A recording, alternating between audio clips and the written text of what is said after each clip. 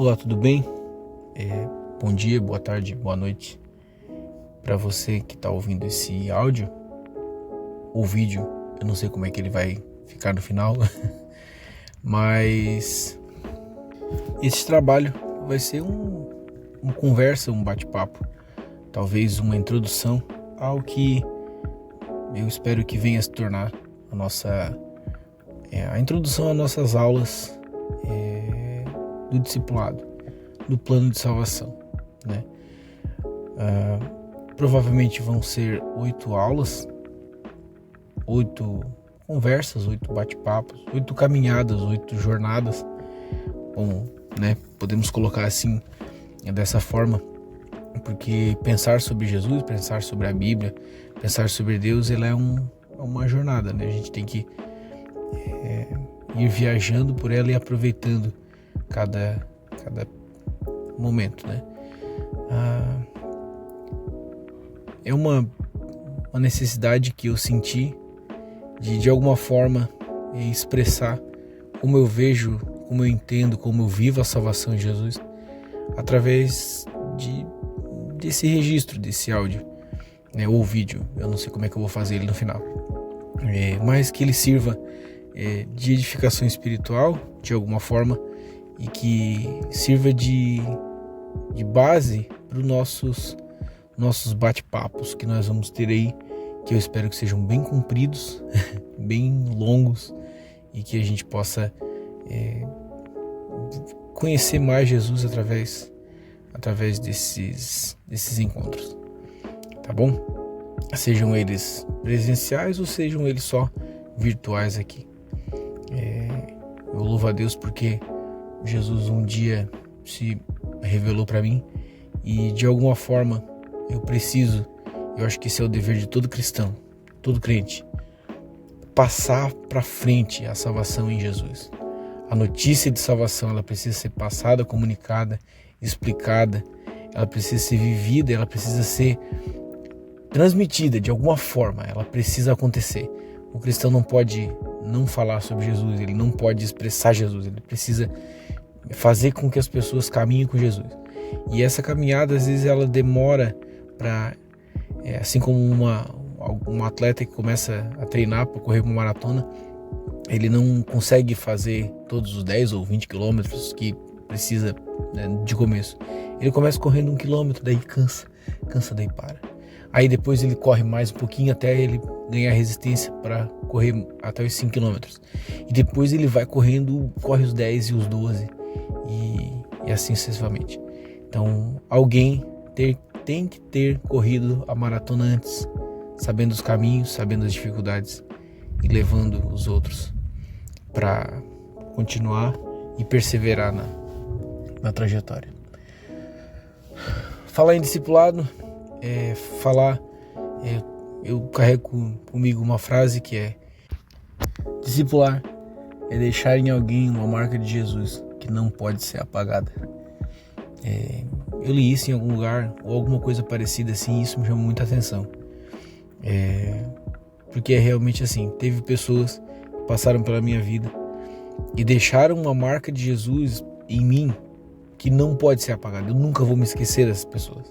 Eu nunca vou, não tenho palavras para agradecer o quanto que foi importante eu ter conhecido Jesus e ter visto Jesus na vida dessas pessoas. Então, eu acredito que isso seja interessante para a gente pensar e ter como base. O discipulado, ele não é facultativo, né? O discipulado é uma ordem de Jesus. Jesus, quando ele está prestes a subir para os céus, depois de ter completado a sua obra aqui na terra, ele olha para os discípulos e diz, né? Vão por todo mundo, né? Preguem o evangelho, façam discípulos, ensinando-os a seguir todas as palavras que eu vos tenho dito, batizando-os em nome do Pai, do Filho e do Espírito Santo. Então, é uma ordenança de Jesus. Jesus, ele sabia, ele fez discípulos, né? Ele criou, né? Ele imprimiu algo dele na vida dos discípulos e ele fala para os discípulos terem esse mesmo ato de imprimir quem Jesus era na vida de alguém. E isso foi indo, até chegar em nós. Não tem como a gente viver sem discipulado. A gente sempre vai estar sendo discipulado por alguém e a gente sempre vai discipular alguém também. Muitas vezes até inconscientemente. Quando eu me converti, ainda não tinha a estrutura, não tinha essa visão do discipulado, eu preciso viver com Jesus e fazer pessoas viver com Jesus comigo e caminhar junto e tal. Não tinha bem regrado isso, mas as pessoas viviam assim, né? Eu tive amigos que eu sabia que eram de Deus, que tinham algo de Jesus para transmitir, e eles me ensinaram como ver as coisas de Deus, sem muita didática, simplesmente pela vida, né? Eu via que esses amigos liam a Bíblia, eu via que esses amigos falavam sobre Jesus, eu via que eles tinham a paz de Jesus dentro do coração deles, e eu via que eles tinham algo do Espírito que eu não conseguia explicar e eu também não conseguia entender, e eu não sabia nem se eu queria, mas eu achava aquilo ali legal, eu achava bonito, até o ponto que, claro, né, depois que eu me converti, eu entendi que eu precisava daquilo, eu queria aquilo, e eu fui absorvendo, eu fui sendo discipulado. E depois passou um tempinho, a gente vai vai crescendo espiritualmente, e a gente vai entendendo que isso é uma ordenança de Jesus, e a gente vai pensando, tem que fazer assim, eu preciso cumprir tal coisa, eu preciso absorver tal informação, eu preciso replicar aquilo ali. Por quê? Porque alguém está fazendo aquilo que Jesus faria. Isso é viver discipulado. Então, às vezes, a pessoa que é o nosso discipulador, ou a pessoa que é o crente, o cristão antes de nós, né, que está nos ensinando as coisas de Deus, ele também não sabe tudo. Ele sabe alguma coisa, né? Ele já passou por um caminho e ele está nos convidando a passar por esse caminho, né? Eu, na minha vida, hoje em dia, a gente é velho de fé e igreja e no reino de Deus, mas ainda existe alguém que está nos discipulando, né? Eu sou discipulado pelos meus pastores, eu sou discipulado por pessoas mais velhas do que eu, que já viveram algumas coisas em Deus que eu ainda não vivi, né? Que já passaram experiências no reino de Deus que eu ainda não passei.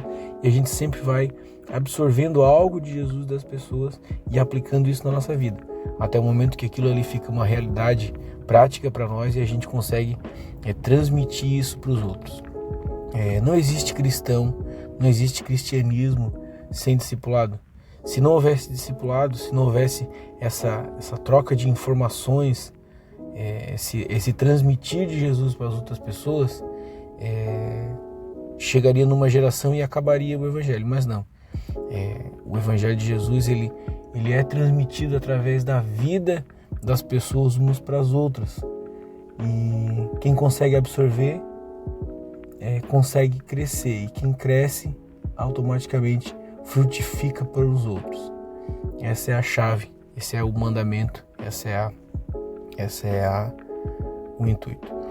Então, provavelmente nessas primeiras encontros, ou nesses primeiros áudios, a gente vai pensar sobre isso, a gente vai pensar da importância que isso tem, né? Ninguém consegue ser cristão, crente sozinho, não dá para ser. A gente precisa de alguém com mais autoridade, com mais espiritualidade do que nós, para nos ensinar o caminho que precisa ser trilhado. Alguém já alcançou alguma coisa em Jesus. Alguém já alcançou alguma coisa no Espírito. E essa pessoa, a gente precisa detectar quem é a pessoa e se ela tem realmente isso de Deus, né? E a gente precisa nos apegar, né? E tentar absorver. Quanto mais a gente tentar absorver, mais a gente vai crescer. Mas eu tô tentando, eu preciso saber algo, eu preciso de um negócio que a pessoa que é a pessoa mais próxima de mim não tem. Continue perguntando para ela. Por quê? Porque ela vai perguntar para a pessoa que é o discipulador dele, né? E essa pessoa vai crescer também e vai te ajudar a crescer. E é assim que as coisas acontecem. E vai chegar uma hora, né? Deveria ser assim, né? Deveria acontecer assim. Vai chegar uma hora que o reino de Deus ele vai se expandir de uma forma tal que a gente não vai conseguir nem mensurar mais. A gente vai ver, meu Deus, olha, o reino de Deus está se expandindo.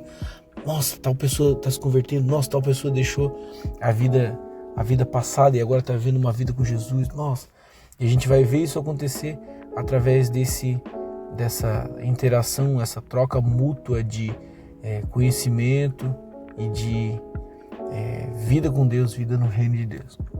Então nós vamos nesses primeiros momentos falar sobre isso e falar sobre os aspectos principais, primordiais do crer em Jesus, o que Jesus representa, o que Jesus é, o que ele veio fazer na Terra, né? O que ele veio resolver, qual é o alvo da atuação de Jesus como esse Deus que a gente às vezes não sabe nem exemplificar o que realmente ele é ou quem ele é, né? A gente não sabe às vezes explicar o que é as coisas de Deus, o que são, mas a gente se sente atraído e a gente quer saber e a gente quer perguntar, e às vezes não dá nem para perguntar porque a gente não sabe o que tem que perguntar. Então nessas primeiras aulas, encontros, a gente vai abordar alguns temas que são os temas principais, para a gente colocar como base, como doutrina de base da nossa vida cristã, da nossa vida de fé. Pô, agora eu sou crente, ou agora eu sou cristão de verdade, ou agora eu conheço Jesus. Eu conheci Jesus, eu fui num lugar e Deus falou comigo, e agora eu preciso seguir Jesus, mas eu não sei como fazer. Esse começo aqui eu acho que vai ser 6, 7, 8 talvez tópicos, vamos dizer assim. Eles vão fazer a gente caminhar sobre, por essa base, colocando essa base.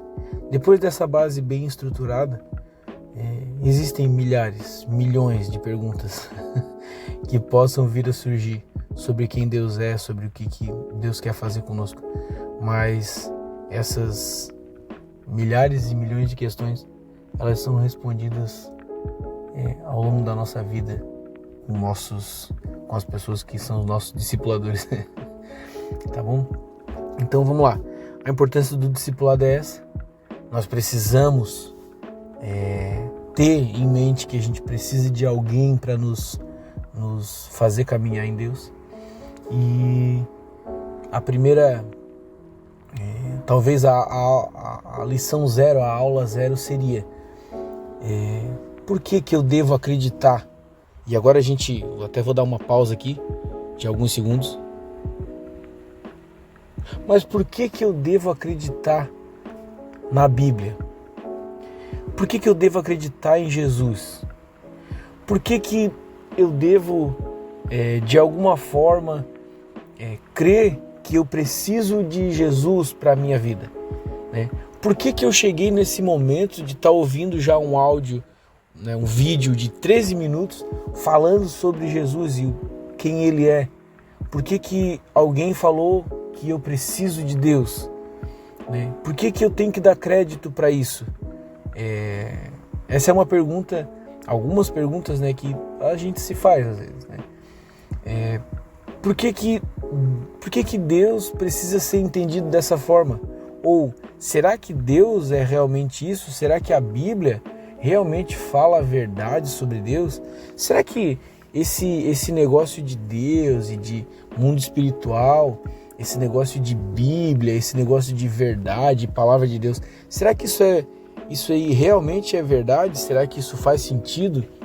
Será que tem alguma confiabilidade em tudo isso que as pessoas dizem que a gente precisa acreditar? Essas são perguntas que às vezes elas nos...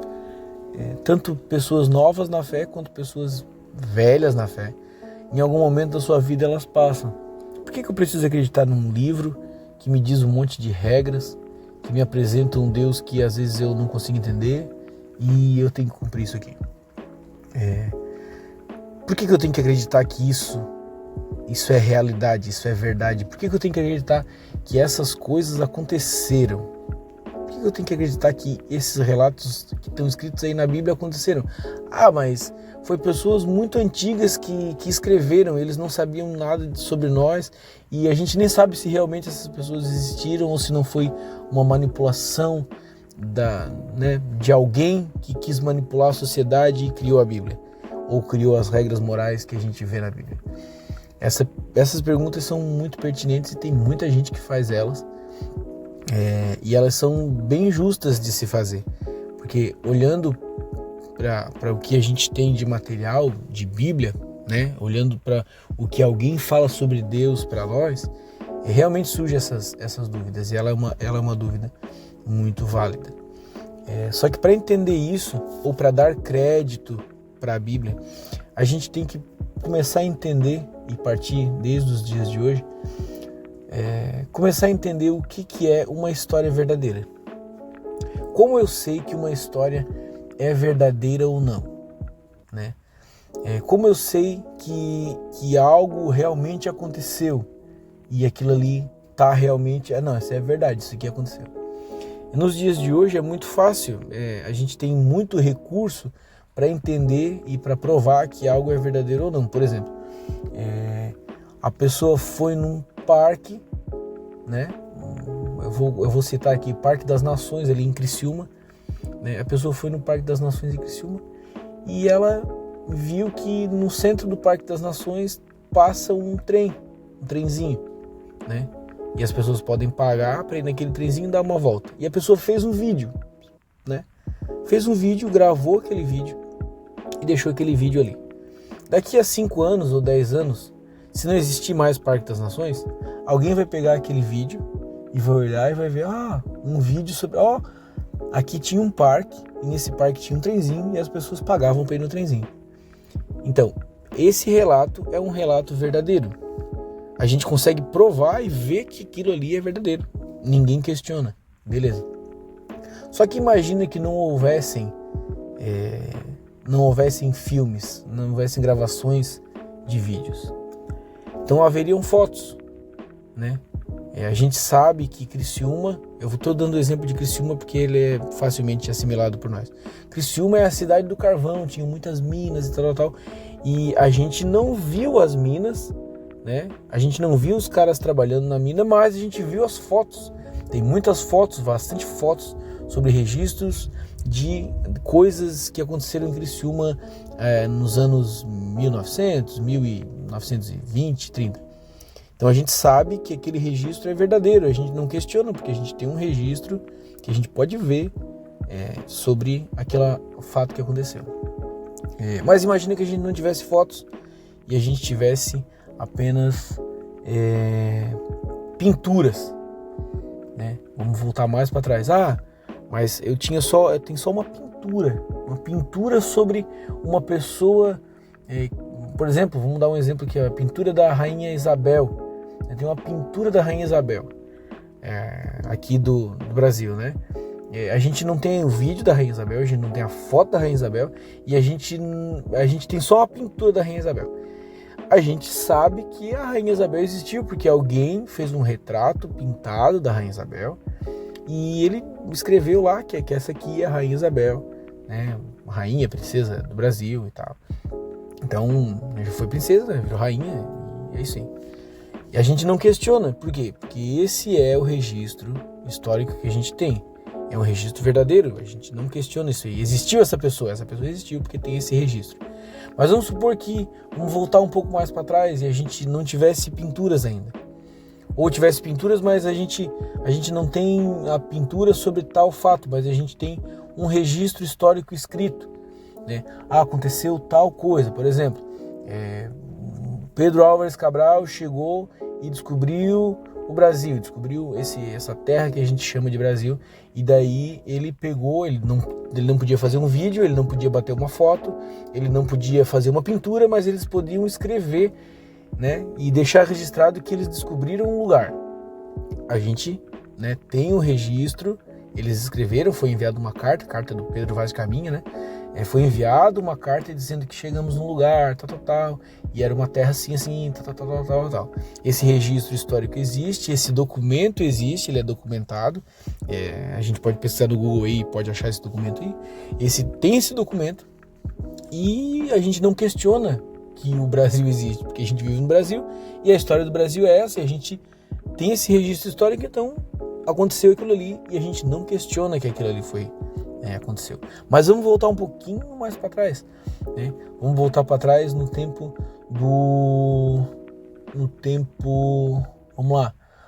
da Idade Média, né? O tempo da Idade Média lá, pega lá 1400 para frente.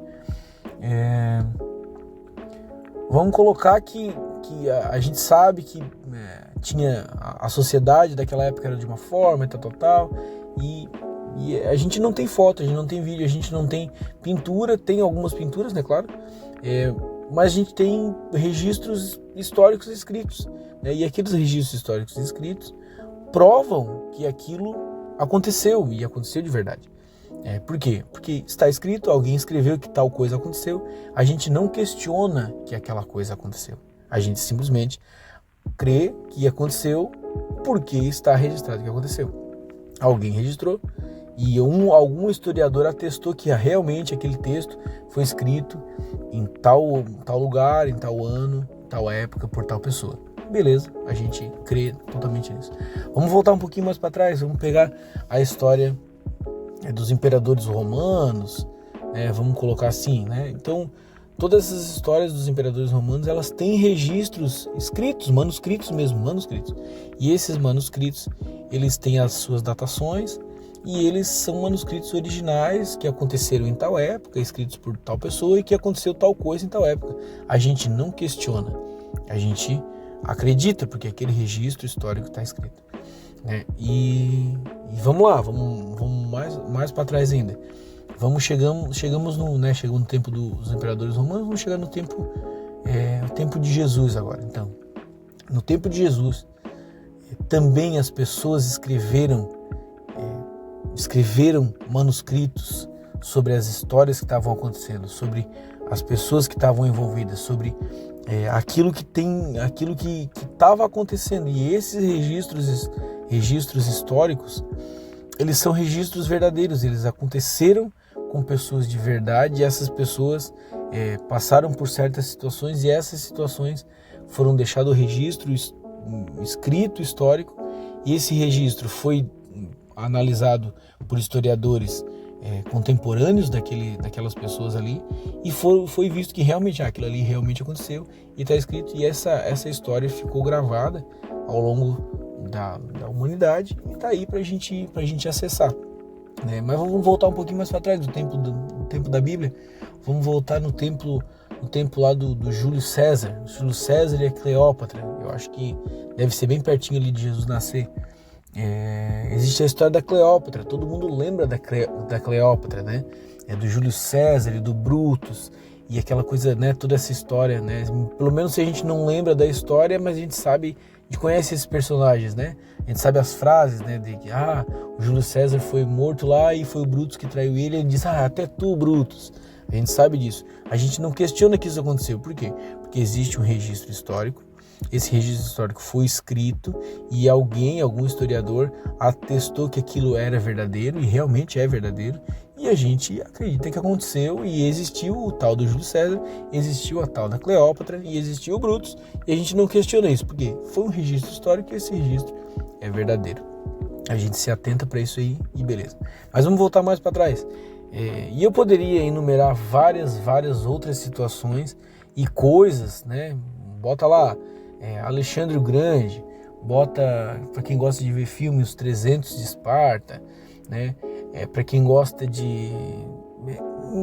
Meu Deus, ele tem uma infinidade, né? Uma infinidade de situações históricas que ocorreram, e existem os registros históricos disso, e a gente acredita, a gente não questiona, ninguém questiona se é verdadeiro ou não. A gente sabe que é verdadeiro, que essas pessoas existiram e que aconteceu, porque simplesmente a nossa história é escrita assim. O fato de a gente conhecer o mundo antigo, conhecer de onde a gente veio, e a nossa realidade de vida, ela se manifesta assim, né? Então, é isso aí. Só que daí aqui que entra o ponto da confiabilidade da Bíblia, que faz tudo cair por terra, né? Todas as alegações contrárias à veracidade da Bíblia ou das pessoas que existiram na Bíblia, elas caem por terra nesses dados que eu vou dar aqui. Eu não tenho os dados exatos, a gente pode fazer uma pesquisa rapidinha no Google, eu sei os dados referentes à Bíblia, né? Então, quantos manuscritos originais que a gente tem sobre a história do Júlio César? Eu vou dar só esse exemplo. Tá? Não dá uns 2 exemplos. Manuscritos originais sobre a história do Júlio César. Pelo que a última vez que eu li esse dado, pode ser que tenham descoberto algum outro nesse meio tempo, né? Mas existe um manuscrito original. Esse manuscrito foi escrito 400 anos, 200 ou 400 anos depois que a história aconteceu. Tudo bem, para a história, para historiadores, isso é um período muito pequeno. 400 anos é um período pequeno. A cultura oral, ela foi passando, as pessoas passaram a informação e daí alguém registrou. E a gente sabe que é verdadeiro porque alguém registrou. Registrou 400 anos depois. A gente não questiona nada. A gente diz que é verdadeiro e é isso aí. A gente faz filme dizendo que é verdadeiro. A gente faz peça de teatro dizendo que é verdadeiro porque é verdadeiro. Alguém escreveu, tá lá, essa história aconteceu, essas pessoas existiram. Então, do relato do descobrimento do Brasil, ou talvez vamos botar assim, da independência do Brasil, existem poucos manuscritos originais. E esses manuscritos originais foram escritos uns 100 anos depois. Tem poucos, tá? Não tem muitos. Agora, dos manuscritos originais da Bíblia, do relato dessas pessoas que existiram, tem hoje em dia, né? Pode ser que descubram mais depois que isso aqui estiver online. Existem mais de 5.000 manuscritos originais, escritos num período entre 40, 60, 100, 200 anos depois que foram escritos. Alguns são bem pertinho, tá? Alguns são 60 anos, de 30 anos, eu acho. Acho que o mais, eu não sei se é 40 ou 60. Por aí, nesse gap de tempo. Manuscritos originais, manuscritos completos, sem uma vírgula, sem um pontinho errado, tudo exatamente igual, narrando a história das pessoas, a história do que aconteceu, quem eram aquelas pessoas, o que faziam, tudo. Existe mais de 5.000 e a gente tem esses manuscritos em mãos hoje ainda. Hoje, no ano 2024, a gente tem esses manuscritos originais, escritos numa distância de tempo pequeníssima, tá? Uma história totalmente verídica. Então, só que daí esse é o problema que a Bíblia enfrenta. Todas as outras histórias não nos confrontam, não nos afligem a nossa alma de ter que melhorar.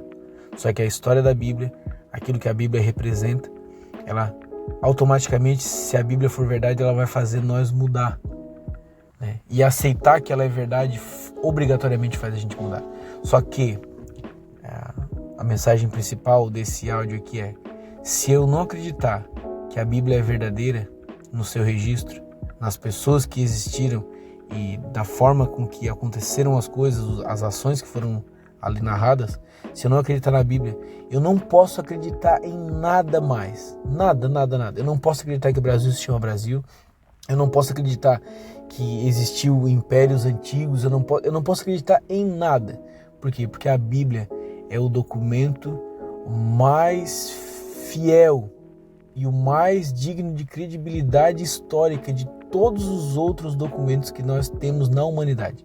Não existe não existe, nunca vai existir um documento que ateste a veracidade de fatos mais poderoso do que a Bíblia. É o que mais tem manuscritos, é o que tem mais confiabilidade, é o que tem manuscritos mais perfeitamente preservados e é o que tem manuscritos mais completos. Ele tem manuscritos que tem o texto do Novo Testamento inteiro e não tem uma vírgula faltando, né? Então, se eu não crer que a Bíblia e as histórias e as pessoas que existiram na Bíblia são verdadeiras, eu não posso crer em mais nada. Em mais nada. E se eu dou o crédito que existiu algum dos fatos históricos que existiram na humanidade, eu sou obrigado a acreditar que a Bíblia é totalmente verdadeira. Tá? Uma rápida pesquisa no Google, você que está ouvindo isso pode atestar isso aqui que eu estou falando. Tá? Então, o texto bíblico é verdadeiro, totalmente confiável e totalmente fidedigno. Essas pessoas existiram, as ações que foram executadas ali existiram, os locais são verdadeiros, as cidades são verdadeiras, a política que está escrita na Bíblia é verdadeira, os governos que passaram por todas as eras da Bíblia são narrados de forma correta. E não tem como a gente escapar. A Bíblia é realmente verdade, ela é totalmente verdadeira. Agora, se ela é verdadeira, eu preciso dar atenção para ela. E já que agora eu entendo que a Bíblia é verdadeira, eu preciso começar a ver ela não apenas como um livro apenas. Eu preciso começar a ver ela como um relato verdadeiro, né, de ações verdadeiras e de pessoas verdadeiras que queriam passar uma mensagem. E qual era essa mensagem? A mensagem que eles queriam passar, que foi deixada para nós, é a mensagem de salvação. É a mensagem de conhecimento do nosso Deus. É a mensagem de justificação através de Jesus. É isso que eles queriam passar. Inclusive, uma outra forma de atestar, que já que a gente sabe que as pessoas que estão na Bíblia são verdadeiras, os fatos que aconteceram são verdadeiros, e os locais são verdadeiros, e aquilo que está sendo falado ali é totalmente verdadeiro, eu preciso crer nisso, eu preciso colocar isso na minha mente, porque senão eu não posso acreditar em nada na nossa história, na nossa sociedade. Mas se eu tenho isso como base, eu tenho que entender que as pessoas da Bíblia, quando João, quando ele narra alguma coisa sobre João, quando narra alguma coisa sobre o apóstolo Paulo, quando narra alguma coisa sobre o apóstolo Pedro, essas pessoas, elas morreram, elas foram torturadas até a sua morte, porque elas estavam defendendo essa verdade que eles viram com seus olhos. As ações que aconteceram com Jesus, as ações que aconteceram com eles, eles defenderam isso com a sua vida até a morte. Todas as pessoas, todos os apóstolos, eles morreram torturados. Nenhum voltou atrás. Todo mundo morreu para defender que aqui a mensagem que eles estavam passando, para defender que o Cristo que eles estavam propagando era verdade. E eles não podiam voltar atrás. Eles não tinham como voltar atrás, porque eles eram pessoas reais e viveram coisas reais e viram quem Jesus era de verdade na realidade. Então, além do registro histórico, a gente tem um registro moral, um registro moral de pessoas, um grupo de pessoas e um grupo muito grande de pessoas que morreram. A gente não consegue nem contar, nem mensurar quantas pessoas que morreram por defender que Jesus era quem ele dizia que era. Jesus realmente era quem ele dizia que era. E esse Jesus, ele não é um conto de fadas, ele realmente existiu, ele foi uma pessoa que existiu, e o que aconteceu com ele realmente aconteceu, e levou os seus discípulos a morrer por essa verdade. Entendeu? Então, o texto bíblico, a palavra de Deus, aquilo que a Bíblia quer nos ensinar e nos mostrar, é muito, muito, muito profundamente verdade e muito profundamente transformador, a ponto de fazer esses homens e mulheres narrados na Bíblia perderem suas vidas,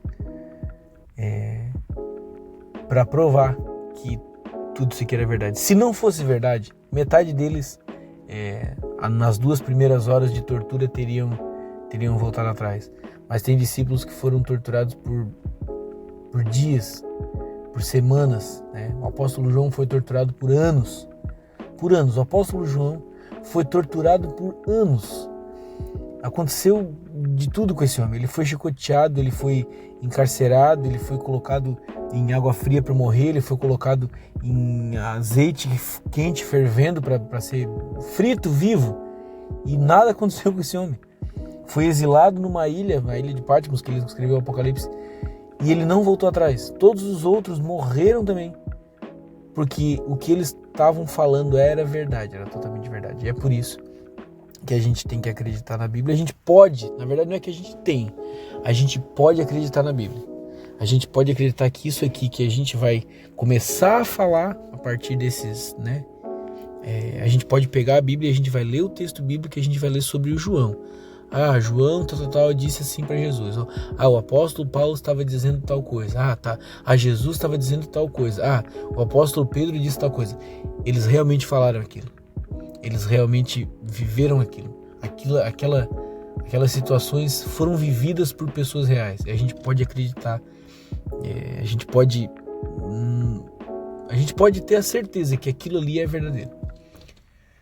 E tendo a certeza que aquilo ali é verdadeiro, a gente pode começar a ver a Bíblia, como eu tinha falado anteriormente, não só como um livro a ser estudado, né? Mas como um divisor de águas na nossa vida, porque a Bíblia tem uma mensagem. A Bíblia passa uma informação, ela traz uma solução. E a gente precisa nos atentar para essa verdade que a Bíblia quer nos falar.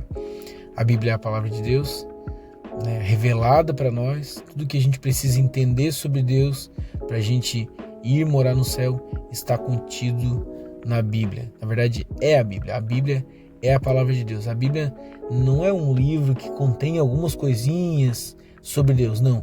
A Bíblia é a palavra de Deus. A Bíblia é o Jesus personificado. É o Jesus totalmente entendível para que a gente possa, de alguma forma, nos chegar a Deus. A Bíblia é. Então, eu sou apaixonado pela Bíblia. Eu gostaria, e eu gosto, né, de deixar isso bem claro, assim. A Bíblia é deslumbrante. Quando a gente começa a entender que aquilo ali são coisas reais que aconteceram, a gente se deslumbra e a gente passa a pensar, meu Deus, como que eu fechei os meus olhos tanto tempo para isso aqui? Isso aqui é importantíssimo para mim, isso aqui é importantíssimo para minha família, isso aqui é importantíssimo para a sociedade que eu vivo. Eu preciso viver conforme a Bíblia manda eu viver. Eu preciso viver conforme a palavra de Deus diz que eu tenho que fazer as coisas. Eu preciso entender que aquilo que eu tenho de Deus, aquilo que eu posso ver em Deus está na Bíblia. Eu quero cumprir isso aqui. Isso aqui é a solução para todos os meus problemas. Isso aqui é a solução para todo... Até os meus problemas, eles ganham novas cores, novos contornos. Eles já não são mais... Talvez, lendo a Bíblia, a gente vai olhar para um problema que a gente tem hoje e a gente vai ver que ele realmente não é um problema. Ele é facilmente resolvido em Cristo, né? A Bíblia tem aquilo que vai saciar toda a nossa sede de salvação. Todas as pessoas querem ser salvas. Todas as pessoas querem ir morar no céu. Não existe uma pessoa que nasce e que não tem esse desejo, porque esse desejo Deus colocou dentro do nosso coração. Está lá escrito em Eclesiastes, capítulo 3, versículo 11. Deus colocou dentro de nós um senso de eternidade. Esse senso de eternidade, ele independe do local que a gente nasce, da cultura que a gente está inserido, de como a gente foi criado. A gente quer ser eterno, a gente nasceu para ser eterno. O senso de eternidade está dentro de nós. E a Bíblia é o único livro, tá, que consegue nos encaminhar e nos fazer chegar nessa eternidade, nessa salvação que só há também, e ela própria diz, em Cristo Jesus. Então, a Bíblia é deslumbrante, ela nos fascina. Quando a gente começa a ler a Bíblia, a gente fica fascinado com aquilo que Deus tem para falar para nós. E é sobre isso que a gente vai falar, né? Tendo essa breve introdução, é sobre isso que a gente vai falar nessas próximas conversas aqui. Que isso fique de introdução para todo o assunto que nós vamos falar. Nós vamos falar sobre quem Jesus é, o que o pecado é, como nós vamos nos livrar do pecado e por que é preciso aceitar Jesus, qual é a necessidade que temos de aceitar Jesus. A gente vai falar sobre o que é uma vida nova em Deus. A gente vai falar sobre o que é o mundo espiritual, quem é o Espírito Santo. A gente vai falar sobre o que é o batismo em águas. A gente vai falar sobre o que é a Santa Ceia, a Ceia do Senhor. A gente vai falar sobre inúmeros assuntos, tá? Eu espero que a gente fale, tá bom? Então, fica o meu convite, depois dessa breve introdução, para essa é a aula 0, para a primeira aula, que seria a aula de quem Jesus é. Bom, ficamos aqui. Próximo dia nós voltamos.